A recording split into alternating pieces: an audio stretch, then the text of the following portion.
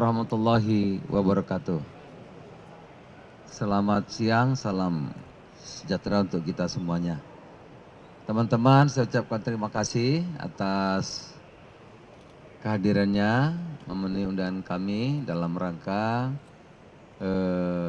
pasca revisi Permendak 36. Ya, saya bersama Pak Gatot, mewakili Pak Dirjen Bea Cukai, ini teman-teman Kemendak dari Pak Polres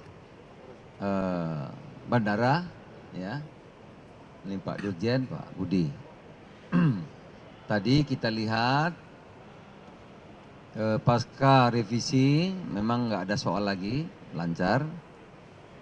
Apalagi tadi itu yang landing keluar banyakan dari Hong Kong, dari Taiwan, dari Dubai gitu ya. Dari negara-negara yang memang masuk dan keluar tenaga kerjanya itu terdidik, terlatih. Nggak ada masalah sama sekali gitu. Tapi memang kita belum lihat yang dari Malaysia misalnya, itu belum. Tapi kalau yang tadi yang turun itu Taiwan, Hong Kong, Dubai, Qatar, itu nggak ada masalah.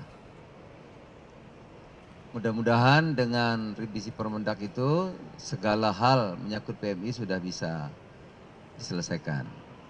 Nah, yang kedua memang itu harus ditegakkan aturan mengenai just tip. Nah, just tip itu tadi kami lihat ya. Karena biasanya ada orang-orang tertentu yang mempergunakan jasa titipan itu. Nah, itu kan mesti ada aturannya. Kalau makanan nggak bisa, orang ngambil makanan terus dikasih konsumen kan nggak bisa. Dia mesti melalui kargo, karena harus ada izinnya kan. Nanti izin edar makanan. Saudara-saudara kalau ke luar negeri bawa rendang aja kan diambil gitu. Makanan ya. Tadi yang saya lihat di situ ada dari orang asing bawa-bawa alat-alat alat-alat apa tuh mesin. Nah, alat mesin ya, bawa begitu untuk dijual lagi kan nggak boleh. Kalau dia mau jual elektronik mesin kan mesti ada layanan pernah jual, mesti ada SNI-nya gitu, ya kan? Kenapa mesti dibawa seperti orang ketakutan begitu? Kan bisa melalui apa Pak namanya? Kargo, dicek ya, dihitung pajaknya berapa, resmi gitu. Kalau di tenda-tenda ini kan seolah-olah kan ya menghindari pajak gitu ya, menghindari kewajiban. Nah, ini yang mesti ditertibkan. Memang kewajibannya Pak Gatot, teman-teman Bea Cukai, menjaga konsumen, melindungi teritori kita gitu. Tapi kalau yang lain-lain alhamdulillah memang sudah lancar. Saya kira itu teman-teman. Kalau ada yang mau tanya mengenai Permendak sudah saya jelaskan berkali-kali. Kalau kemarin orang belanja hanya 2, 3 disita enggak lagi. Itu nanti dikembalikan ke PMK, nilainya berapa terserah. Tapi prinsipnya kalau orang belanja, saya nih atau Pak Gatot temennya ke luar negeri beli baju 5 biji boleh, tapi bayar pajaknya gitu. Oh, ada 500, mahal ada 500. Semua siapa aja tuh Pak? Jadi kalau penumpang 500 boleh dipotong 5, lebihnya bayar, itu aja. Ya, jadi itu sudah lancar, nggak ada masalah. Yang berikutnya mengenai PMI di kita ngatur hanya 1.500.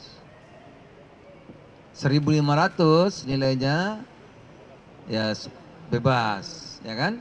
Lebih dari itu ya bayar. Kalau nggak salah 7,5% Pak ya.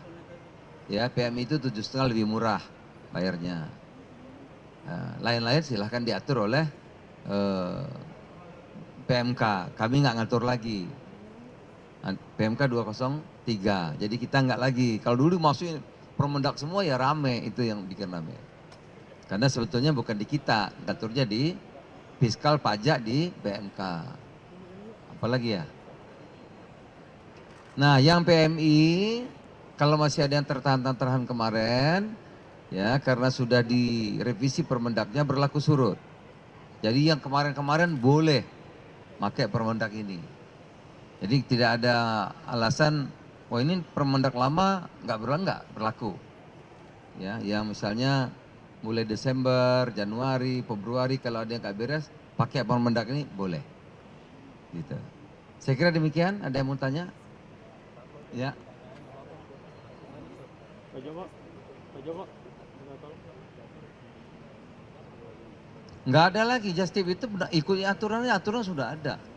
Prinsipnya dia kan dia kan apa namanya kargo, ya. Kalau kamu bawa barang diam-diam itu maksudnya apa gitu, ya kan?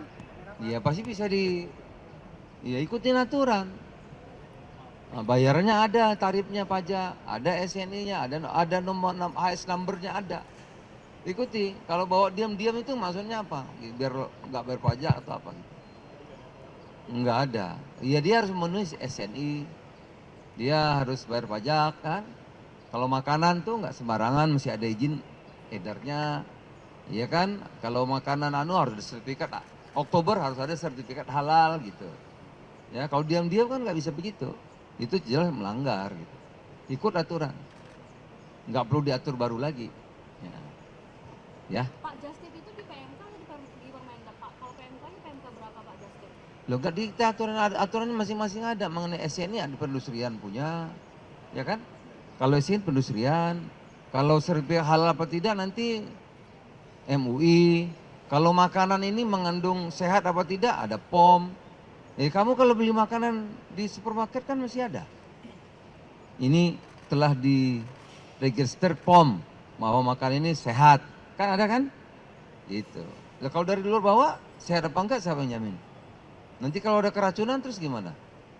Gitu. Jadi harus memenuhi aturan Indonesia. Aturan itu banyak, nggak cuma satu kan? Nah, makanan ada POM-nya, kalau elektronik, industri ada standar industrinya, ada itu. Ya.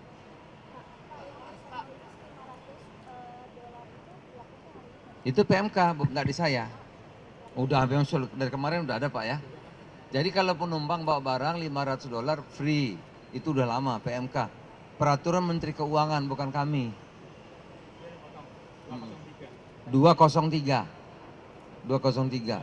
Nah 500 apa aja itu terserah mereka yang lihat. Nah, jadi kalau kita belanja habis 1.000, ada bonnya 1.000 kan, dipotong 500. 500 yang bayar aja. Gitu. Tapi itu peraturan PMK sudah lama. Pak, terkait pembatasan impor Fortikan bagaimana Pak? Karena kan Fortikan ini membantu bahan tepung terigu, bahan baku tepung terigu. Iya. Wah pokoknya terigu, minyak mau dilartaskan enggak, udah nggak ada lagi. Ya, nggak ada lagi itu. Kemarin usulan dari industri terkait, nggak bisa. Mau terigu itu makanan nomor 2. Kalau diatur-atur, dilartaskan aman, nanti orang makannya gimana? Jadi enggak. Terigu, bahan pelumas nggak ada. Ya kembali ke pemerintah 5 nggak diatur, nggak lagi. Pak, saya izin mau bertanya, Gatot, kan kalau dari sisinya Pak Zulhas sudah dijelaskan, tapi kalau dari sisi itu sebenarnya seperti apa? Ini penegasan juga sih Pak untuk masyarakat. Mohon izin Pak Menteri, terkait dengan barang-barang impor yang lewat penumpang, ya, itu seluruhnya dihitung, barang-barang yang dibawa kemudian dihitung. Misalnya tadi Pak Menteri menyampaikan, ternyata total harganya dinilai itu 1.000 US dollar. Kemudian dipotong dulu 500 US dollar. Itu untuk insentif bagi penumpang. Per penumpang dapatkan pengurangan 500 US dollar. Lebihnya yang 500 baru dihitung biaya masuk pajak dalam rangka impor. Gitu ya. Oke? Itu ya jelas ya. Jadi itu. Ada bonnya ya. Misalnya kalau kita beli sepatu ada bonnya dong. Kan ada bonnya, kwitansinya itu kan. Itu nanti yang dasarnya dari situ ngitungnya. Nggak bisa bilang, wah ini cuma saya beli $10 Pak. Gitu. Bonnya mana? Nggak ada. Enggak, kata ini cek. Di list kita ini harganya $1.000 ya ketawar juga. Gitu. Lebih bagus ya kalau jujur belinya sekian ya sekian gitu. Cukup ya? boleh dipakai Permendak yang baru, revisi. Ya kalau lebih bayar, yang nggak bayar 1.500. 1.500 nggak bayar kan, PMI 1.500 nggak bayar. Kalau lebih nilainya itu lebih apa tidak tergantung dari PMK, bukan saya tugasnya. Ya itu di sana nanti yang nilai, ya dari bea cukai. Terkait sertifikasi halal kan Kemendak ada target bulan Oktober itu semua Oktober itu harus mulai halal. ada strateginya nggak Pak untuk mencapai target? Nah itu kan bagiannya lembaga lain kan, ya gitu. Tapi kita nanti PKTN akan melihat karena kita di Kemendak itu ada perlindungan konsumen. Nah kita tidak ingin konsumen itu dirugikan, yang paling penting. Mulai dari sertifikat, jaminan, SNI, ya kan, izin edar, timbangan, jumlah timbangan, ukuran liter, itu di kita memang harus dilindungi. Nah, ya, ukuran liter harus benar, timbangannya harus benar, gas harus benar ukurannya, gitu, jangan saya merugikan konsumen.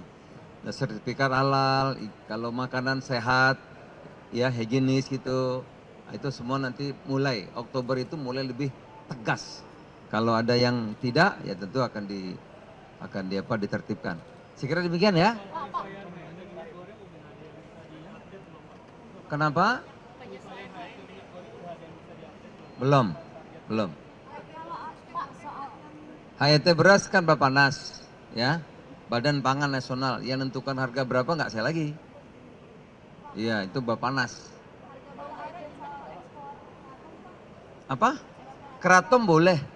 Cuman saya bilang sama teman-teman asosiasi yang di Kalimantan itu, mbok diatur. Karena kalau nggak diatur itu kasihan petaninya, murah sekali harganya. Sekarang mungkin harganya tinggal berapa ya? Mungkin dari harga awal itu tinggal 5%. Karena nggak diatur. Kalau diatur di kota misalnya ya, petaninya harganya bagus, tanamannya juga nggak cepat rusak kan. Ini kan berebut berlomba-lomba, semua jual, ya nggak diatur, akhirnya harganya hancur gitu. Soal pabrik bata yang itu Pak. Hah? Soal pabrik bata yang itu kalau dari Kemendak sendiri untuk mendongkrak industri alas kaki bagaimana Pak? Melihat dari Oh itu soal lain lagi. Cukup dulu ya. Dah itu aja dulu. Terima kasih. Selamat siang. Assalamualaikum warahmatullahi wabarakatuh. Pak, soal yang Eko Patrio Pak.